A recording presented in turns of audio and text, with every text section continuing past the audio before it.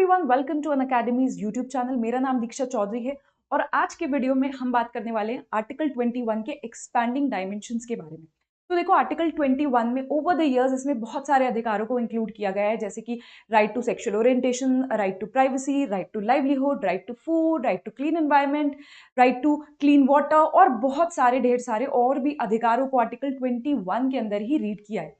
तो वेरियस जो है यहाँ पे केसेस है सुप्रीम कोर्ट के द्वारा, जहां पे उसने हमारे और भी अधिकारों को जो है आर्टिकल 21 के अंदर जो है इंटरप्रिटेशन दी है। अब देखो, ऐसा ही ये इमर्ज होता हुआ एक और नया अधिकार आ रहा है जिसको हम बोलते हैं राइट टू बी फॉरगॉटन, यानी भूलने का अधिकार। तो राइट टू बी फॉरगॉटन क्या है, ये सुप्रीम कोर्ट के द्वारा कब इमर्ज हुआ और इसके एडवांटेजेस और डिसएडवांटेजेस क्या हो सकते हैं, सब कुछ हम इस वीडियो में जो है डिस्कस करने वाले। तो देखो, पहले तो बहुत ही सिंपल शब्दों में एक बार समझ लेते हैं कि राइट टू बी फॉरगॉटन है क्या।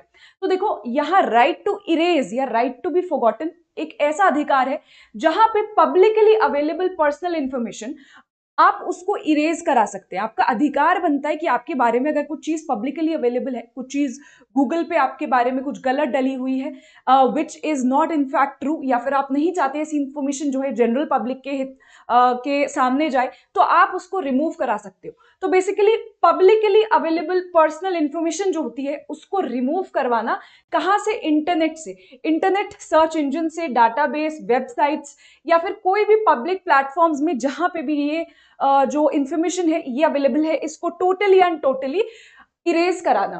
क्यों कराते? क्योंकि वो it is no longer necessary, यानी ऐसी इंफॉर्मेशन की हमको और आवश्यकता है ही नहीं जानने की, ऐसी और ना ही ये हमारे लिए जो है रेलिवेंट है। ठीक है, ना ही ये रेलेवेंट है। तो बेसिकली ये देखो सुप्रीम कोर्ट के द्वारा कब कंसिडर किया। एक बहुत ही यहाँ पे 2021 में डिसीजन आया था। Before proceeding let me tell you, Unacademy के द्वारा फ्लैट 60% दिया जाएगा आपको आपके हर जुडिशरी सब्सक्रिप्शन पे। डीसी कोड आप यूज कर सकते हैं टू अवेल दिस बेनिफिट। आज लास्ट डेट है इस पर्टिकुलर ऑफर का। तो देखो, Zorawar Singh versus Union of India का केस है जो हमारा 2021 का डिसीजन है by the Supreme Court of India only. तो यहाँ पे सुप्रीम कोर्ट ने ये बोला कि देखो, जोरावर सिंह का अगर मैं थोड़ा सा आपको फैक्ट्स बताऊं तो इसके अगेंस्ट क्रिमिनल प्रोसीडिंग्स चल रही थी। जोरावर सिंह के अगेंस्ट क्रिमिनल प्रोसीडिंग्स चल रही थी इन सम कोर्ट, और कॉन्सिक्वेंटली बट उसको एक्विटल मिल गया था। बट ऑल दिस इंफॉर्मेशन, उसका जो भी क्रिमिनल ट्रायल, जो भी इंफॉर्मेशन था, everything was available on search engines. तो अब इनको तो इक्विटल मिल गया, कॉन्सिक्वेंटली ये जॉब सीख करने गए। लेकिन जब ये जॉब सीख करने गए तो वहां पे जो भी यहाँ पे एडमिनिस्ट्रेटिव में मैनेजर्स वगैरह थे, इनके एचआर थे, उनको वो इन्फॉर्मेशन मिल गई जोरावर सिंह के बारे में, और उस इन्फॉर्मेशन के बेसिस पे उन्होंने इनको जॉब नहीं दी। तो इन्होंने बोला कि भाई देखो, मेरे खिलाफ केस तो चला था लेकिन मुझे एक्विटल जो है वो कर दिया था, बाइज्जत मुझको बरी कर दिया गया था, तो मेरी कोई गलती नहीं है। और इस बेसिस पे जॉब डिनाई करना, इन्होंने बोला कि ये इनके आर्टिकल 21 के खिलाफ जा रहा है। अब इनके बारे में कुछ ऐसी इंफॉर्मेशन ऑनलाइन अवेलेबल है जिसकी जरूरत है ही नहीं, जो इररेलेवेंट है, जो इन नियर फ्यूचर उससे कुछ नहीं होने वाला है, बस होगा इनको नुकसान जो है, सिर्फ नुकसान ही होने वाला है इनको। ठीक है, और देखिए हमारा समाज इस तरीके से है, टैबूज कुछ इस तरीके से बने हुए हैं कि अगर किसी के अगेंस्ट कुछ भी क्रिमिनल प्रोसीडिंग या ट्रायल चल रहा है तो हम पहले ही प्रिज्यूम कर लेते हैं कि भाई वो गलत ही होगा, वो ही अक्यूज्ड है, इसी ने अपराध किया है। ठीक है, समाज उसे कभी माफ नहीं करता, चाहे कोर्ट जो है उसको बरी कर दे, कोर्ट उसे एक्विट कर दे, लेकिन समाज हमेशा उसे एक दोषी की नजरों से देखता है।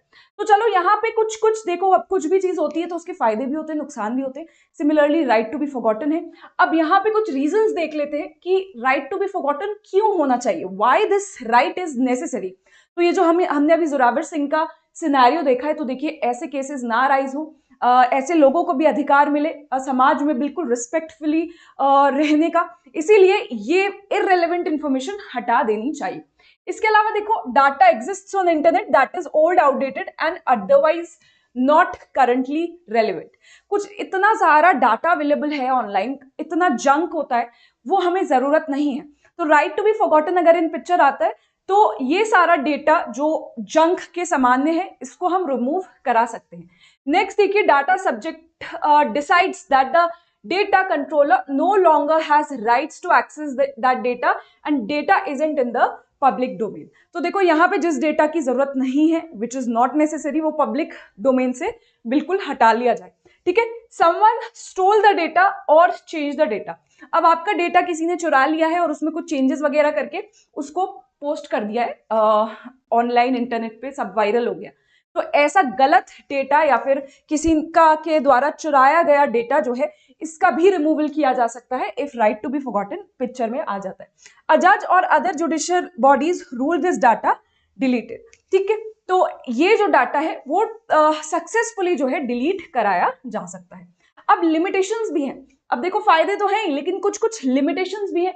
वो क्या है, देखो जो हमारा freedom of speech and expression का हमको अधिकार मिला हुआ है, जो आर्टिकल 19 के अंदर जो हमारा अधिकार प्रोटेक्टेड है 19(1)(a) के अंदर, सभी पर्सन को जो है बोलने का और अपने आप को एक्सप्रेस करने का अधिकार है।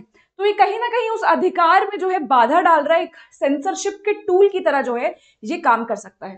दूसरा देखिए राइट टू बी इंफॉर्मेशन, जो अगेन आर्टिकल 19(1)(a) के अंदर आता है। Right to be information, right to information यानी हर सिटीजन को अधिकार है चीजों के बारे में जानने का, कोई भी ऐसी इंफॉर्मेशन जो पब्लिक हित में है, जनहित में है, उसके बारे में जानना।